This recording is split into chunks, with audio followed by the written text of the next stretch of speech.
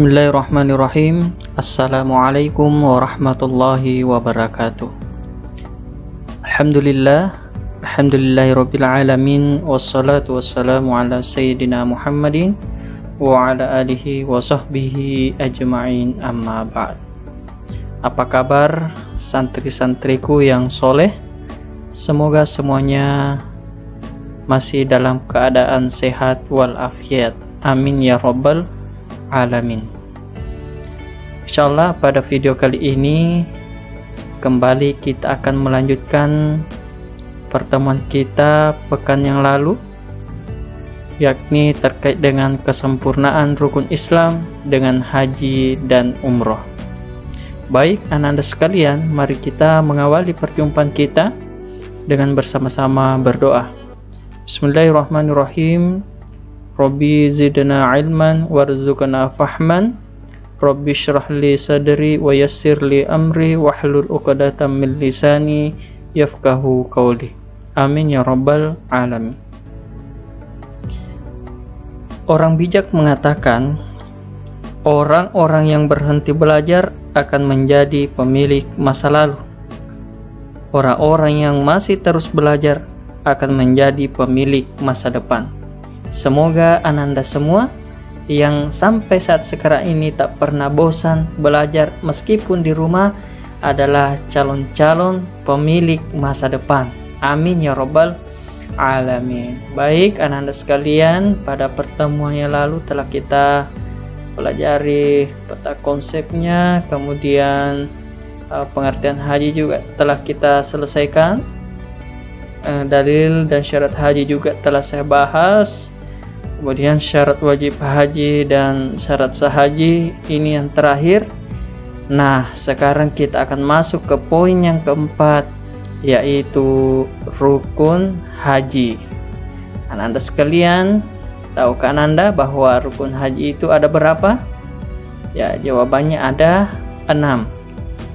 Yang pertama adalah ihram disertai niat, kemudian wukuf, tawaf, sa'i, tahallul, dan tertib. Nah, tentu keenam ini harus kita pahami sebagai umat Islam. Mari kita simak satu persatu. Oke, yang pertama, rukun haji yang pertama adalah ihram. Apa sih itu ihram? Ya, kita lihat. Ihram adalah berniat mengerjakan ibadah haji atau umroh yang ditandai dengan mengenakan pakaian ihram yang berwarna putih dan tidak berjahit bagi laki-laki. Ihram wajib dimulai sesuai miqatnya, baik miqat zamani maupun miqat makani. Baik anak-anak sekalian, jadi ihram itu sebenarnya adalah niat ya. Seperti kalau kita mau melaksanakan sholat, maka kita harus berniat terlebih dahulu. Namun ihram ini disertai dengan mengenakan pakaian yang putih, ya, yang tidak berjahit. Nah, bagi laki-laki, jadi ihram itu kapan dimulai? Ya, harus kita ketahui bahwa ada namanya miqat, ya. Miqat itu ada dua, ada namanya miqat zamani, yaitu terkait dengan kapan waktu mulainya berihram, dan ada juga yang dimaksud dengan miqat makani. Miqat makani itu adalah tempat di mana mulai berihram. Jadi kalau mau mudah membedakan, kalau kita mengatakan zamani, ya ingat saja zaman berarti terkait dengan waktu. Kalau makani terkait dengan tempat. Ya, semoga bisa dipahami. Nah, ini dia pakaian ihram yang saya sebut tadi. Ini untuk laki-laki dan ini untuk perempuan. Nah, Ananda juga perlu tahu bahwa pakaian yang dikenakan bagi laki-laki, ya, laki-laki ini, ya, itu 2 helai kain, ya. 1 helai dipakai untuk diselendangkan, ya, ini selendangnya, ya, dan 1 helainya itu untuk dipakai sebagai sarung. Ya, sementara untuk wanita, ya, atau perempuan itu berupa pakaian yang menutup seluruh tubuh kecuali wajah dan kedua telapak tangan. Jadi wanita tidak diperbolehkan memakai penutup wajah atau cadar dan tidak boleh memakai sarung tangan pada saat ihram. Kemudian ananda sekalian, ibadah haji dan umrah itu harus diawali dengan ihram. Apabila dengan sengaja jamaah memulai mikat tanpa ihram, maka dia harus kembali ke salah satu tempat mikat untuk berihram. Apabila jamaah telah berihram, maka sejak itu berlaku semua larangan ihram sampai tahallul. Jadi ada larangan-larangan ketika melaksanakan ibadah haji dan umrah. Ketika sudah memulai ihram, maka semua larangan itu tidak boleh kita lakukan sampai nanti kita masuk kepada tahallul. Ya, itulah terkait materi tentang ihram. Mari kita lanjut ke poin yang kedua, yaitu wukuf di padang Arafah. Saya yakin ananda sudah pernah mendengar apa itu wukuf dan apa itu padang Arafah. Nah, mari kita lihat penjelasannya bahwa wukuf yaitu hadir di padang Arafah pada tanggal 9 Zulhijjah, mulai dari waktu zuhur sampai terbit fajar tanggal 10 Zulhijjah. Nah, wukuf merupakan gambaran bagaimana kelak seluruh manusia dikumpulkan di padang mahsyar. Ya, wukuf di Arafah merupakan saat yang baik untuk bermuhasabah, ya, menyesali dan bertaubat atas segala dosa yang pernah dilakukan serta memikirkan masa depan agar kita menjadi hamba yang taat kepada Allah Subhanahu wa taala. Selama wukuf dianjurkan untuk berzikir, berdoa, membaca tahlil, tahmid, tasbih dan istighfar. Wukuf diawali dengan sholat zuhur dan asar berjamaah dengan jamak takdim qasar. Kemudian dilanjutkan dengan khutbah wukuf dan memanjatkan doa kepada Allah Subhanahu wa taala. Wukuf di Arafah merupakan rukun haji yang paling utama, sehingga barang siapa yang tidak melakukan wukuf walaupun telah melakukan rukun yang lain, hajinya dianggap tidak sah. Dan inilah salah satu perbedaan antara haji dan umrah ananda sekalian. Kalau haji wajib, ya, rukunnya adalah wukuf di padang Arafah, sementara umrah itu tidak termasuk rukun. Dan ya, wukuf itu ada waktunya, ya, tidak seperti umrah, ya. Jadi wukuf itu sudah ditetapkan tanggal 9 sampai 10 Zulhijjah, tidak pada waktu-waktu yang lain. Rasulullah Shallallahu Alaihi Wasallam bersabda, Al-Hajju Arafah man jaa lailata jam'i qabla tulu'il fajri faqad adrak. Rawahu al-jamaah. Artinya haji itu adalah hadir di Arafah. Barang siapa hadir pada malam 10 sebelum terbit fajar, sesungguhnya dia telah dapat waktu yang sah. Hadis ini yang diriwayatkan oleh 5 orang ahli hadis. Nah, ananda sekalian, inilah rukun haji yang kedua, yaitu wukuf di padang Arafah. Nah, kita lanjut ke poin yang ketiga. Rukun yang ketiga adalah tawaf. Apa sih itu tawaf? Lagi-lagi istilah ini pasti sudah sering ananda dengar, ya, dan bisa kita lihat gambarnya di sini. Ini adalah tawaf, terutama ini pada masa pandemi, jaga jarak ya tawafnya. Tawaf yaitu mengelilingi 7 kali, mengelilingi Ka'bah, ya, sebanyak 7 kali putaran, dimulai dan diakhiri di Hajar Aswad, ya, atau yang lurus dengan Hajar Aswad. Tawaf yang termasuk rukun haji dinamakan tawaf ifadah.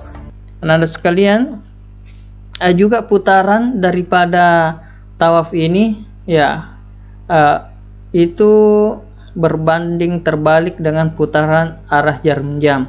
Kalau jarum jamnya berputar seperti ini, ya, ke kanan, maka tawaf itu berputar posisi kiri dan Ka'bah itu berada di samping kiri kita, ya. Kemudian ini di dalam surah Al-Hajj ayat 29, Allah Subhanahu wa taala berfirman, a'udzubillahi minasyaitonir rajim, wal yattawafu bil baitil atiq, dan hendaklah mereka tawaf mengelilingi rumah yang tua itu, yang dimaksud adalah Ka'bah.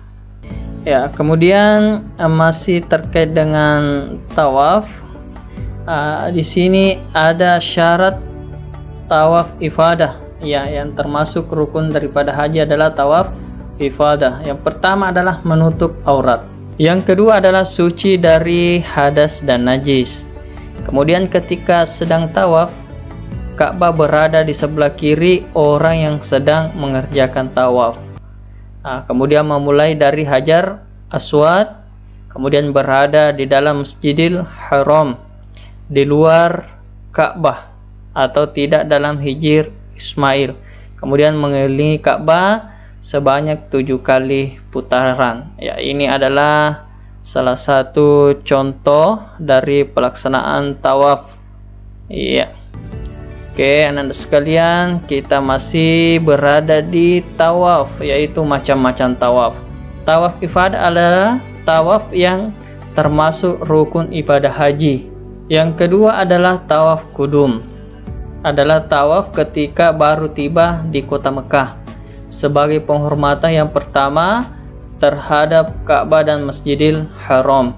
Jadi anak-anak sekalian, tawaf kudum ini adalah tawaf pertama kali, ya, ketika kita baru tiba di kota Mekah. Kemudian ada namanya tawaf wada. Tawaf wada sering juga disebut dengan tawaf perpisahan. Adalah tawaf ketika akan meninggalkan kota Mekah sebagai perpisahan dengan kota suci Ka'bah dan Masjidil Haram. Kemudian tawaf sunnah adalah tawaf selain yang telah dijelaskan tadi, selain dari tawaf ifadah, kudum, dan wada, maka itu adalah tawaf sunnah, tawaf yang dianjurkan oleh Rasulullah Sallallahu Alaihi Wasallam. Oke, anak-anak sekalian, ini adalah gambar, ya, gambar bagian-bagian Ka'bah dan sekitarnya. Ada rukun Yamani, ya. Ini ada Hajar Aswad, ya, ini ada batu ini, ya. Kemudian ada Multazam, ya, ada pintu Ka'bah, kemudian rukun Iraki, kemudian ini makam Ibrahim, kemudian Hijr Ismail. Ini Hijr Ismail, ya. Kemudian ini, ya, sudah dijelaskan tadi. Anda sekalian, tentu semuanya berkeinginan, ya, untuk ke tempat ini untuk menyempurnakan agama Islam. Nah, Anda sekalian, selanjutnya adalah hal-hal yang disundahkan ketika tawaf. Sering saya sampaikan bahwa dalam melaksanakan ibadah boleh saja kita bersama-sama mulai awal, pertengahan, dan akhir, tetapi pahala yang didapatkan belum tentu sama. Ya, dari mana perbedaannya? Salah satu perbedaannya ketika orang melaksanakan sunnah-sunnah yang ada dalam ibadah itu. Nah, ketika kita melaksanakan haji atau umrah, upayakan kita melakukan hal-hal yang disunnahkan ketika tawaf. Yang pertama adalah mencium Hajar Aswad ketika memulai tawaf dan pada setiap putaran, jika memungkinkan. Tetapi ini sangat sulit, Anda sekalian. Jika tidak memungkinkan mencium Hajar Aswad, ya cukup dengan mengangkat tangan ke arah Hajar Aswad dan mengecupnya. Ya, jadi di sini sudah memberikan kita isyarat bahwa mencium Hajar Aswad secara langsung itu sangatlah sulit, apalagi ketika jamaah haji padat, ya. Kemudian yang kedua adalah pada putaran pertama bagi laki-laki melakukan harwalah. Apa itu harwalah? Adalah berlari-lari kecil. Ini untuk laki-laki, ya, untuk laki-laki. Jadi tiga putaran pertama, kedua, dan ketiga itu bagi laki-laki disunnahkan berlari-lari kecil, ya. Kemudian istilam atau mengusap rukun Yamani. Rukun yamani tidak perlu dicium, ya, dan tidak perlu sujud di hadapannya. Adapun selain hajar aswad dan rukun yamani, maka tidak disunnahkan untuk diusap. Jadi inilah istilam, ya, mengusap rukun yamani. Kemudian yang keempat adalah sholat sunnah 2 rakaat di belakang makam Ibrahim dengan membaca pada rakaat pertama surah Al-Fatihah dan Al-Kafirun, dan pada rakaat kedua surah Al-Fatihah dan suratul Ikhlas, ya, surah Al-Ikhlas. Kemudian yang kelima, menjaga pandangan dari berbagai hal yang melalaikan ibadah, ya. Kemudian berdoa di depan multazam sesuai hajat masing-masing. Hajat itu adalah keinginan, apa keinginan kita, maka berdoalah di depan multazam. Insya Allah doa-doa itu akan diijabah, akan dikabulkan oleh Allah Subhanahu wa taala. Kemudian meminum air zam-zam di tempat yang telah disediakan. Inilah hal-hal yang disunnahkan ketika tawaf, ya. Kemudian kita masuk ke poin yang keempat, yaitu sa'i. Apa itu sa'i? Sa'i adalah berlari-lari kecil antara Bukit Safa dan Bukit Marwah sebanyak 7 kali, yang dimulai dari Bukit Safa. Jadi startnya di Bukit Safa dan berakhir di Bukit Marwah. Sa'i dilakukan setelah pelaksanaan ibadah tawaf, ya. Ini ada dalil tentang sa'i. Allah Subhanahu wa taala berfirman dalam Al-Qur'an surah Al-Baqarah ayat 158, A'udzu billahi minasyaitonir rajim.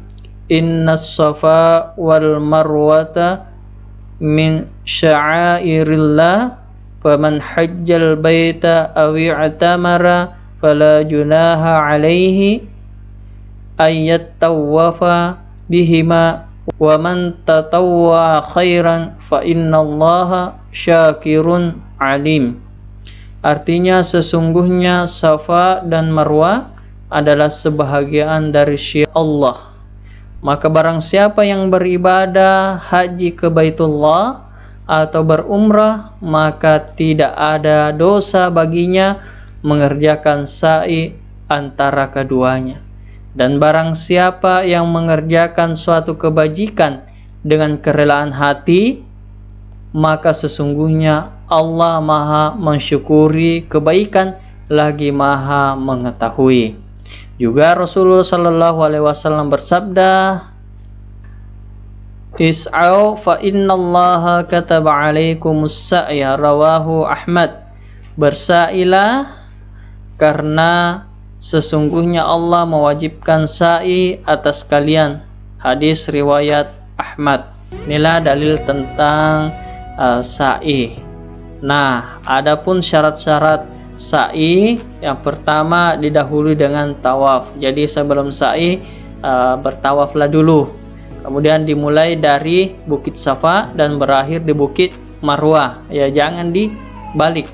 Dilakukan 7 kali perjalanan. Dari Safa ke Marwah dihitung sekali, dan dari Marwah ke Safa dihitung sekali perjalanan pula.